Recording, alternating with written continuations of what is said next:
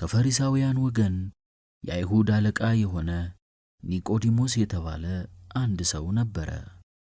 እርሱም በሌሊት ወደ ጌታችን ኢየሱስ መጥቶ እንዲህ አለው፣ መምህር ሆይ ልታስተምር ከእግዚአብሔር ዘንድ እንደመጣህ እናውቃለን። እግዚአብሔር ከእርሱ ጋር ከሆነ በቀር አንተ የምታደርገውን ይህን ተአምር ሊያደርግ የሚችል የለምና።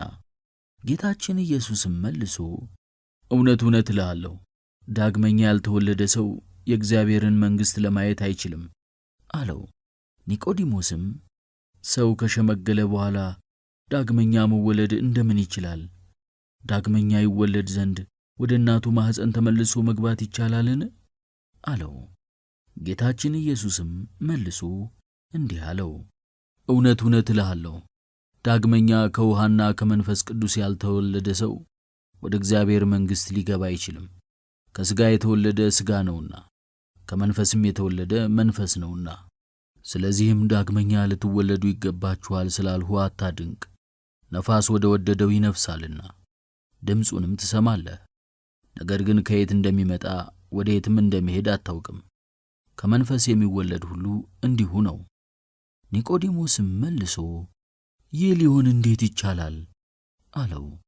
ጌታችን ኢየሱስም መልሶ አንተ የእስራኤል መምህራቸው ነህ፣ ነገር ግን እንዴት ይህን አታውቅም? አለው። እውነት እውነት እልሃለሁ፣ የምናውቀውን እንናገራለን፣ ያየነውንም እንመሰክራለን፣ ነገር ግን ምስክርነታችንን አትቀበሉንም። በምድር ያለውን ስነግራችሁ ካላመናችሁኝ በሰማይ ያለውን ብነግራችሁ እንዴት ታምኑኛላችሁ? ከሰማይ ከወረደው የሰው ልጅ በቀር ወደ ሰማይ የወጣ የለም፣ እርሱም በሰማይ የሚኖረው ነው። ሙሴ በምድረ በዳ እባቡን እንደሰቀለው የሰው ልጅ እንዲሁ ይሰቀል ዘንድ አለው። ያመነበት ሁሉ ለዘላለም ሕያው ሆኖ እንዲኖር እንጂ እንዳይጠፋ። በእርሱ የሚያምን ሁሉ የዘላለም ሕይወትን እንዲያገኝ እንጂ እንዳይጠፋ እግዚአብሔር አንድያ ልጁን ቤዛ አድርጎ እስኪሰጥ ድረስ ዓለሙን እንዲህ ወዶታልና።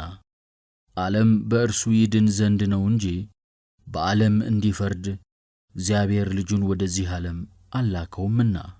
በእርሱ ያመነ አይፈረድበትም፣ በእርሱ ያላመነ ግን ፈጽሞ ተፈርዶበታል። በአንዱ በእግዚአብሔር ልጅ ስም አላመነምና። ፍርዱም ይህ ነው፣ ብርሃን ወደ ዓለም መጥቷልና ሰውም ሥራው ክፉ ስለሆነ ከብርሃን ይልቅ ጨለማን መርጧልና።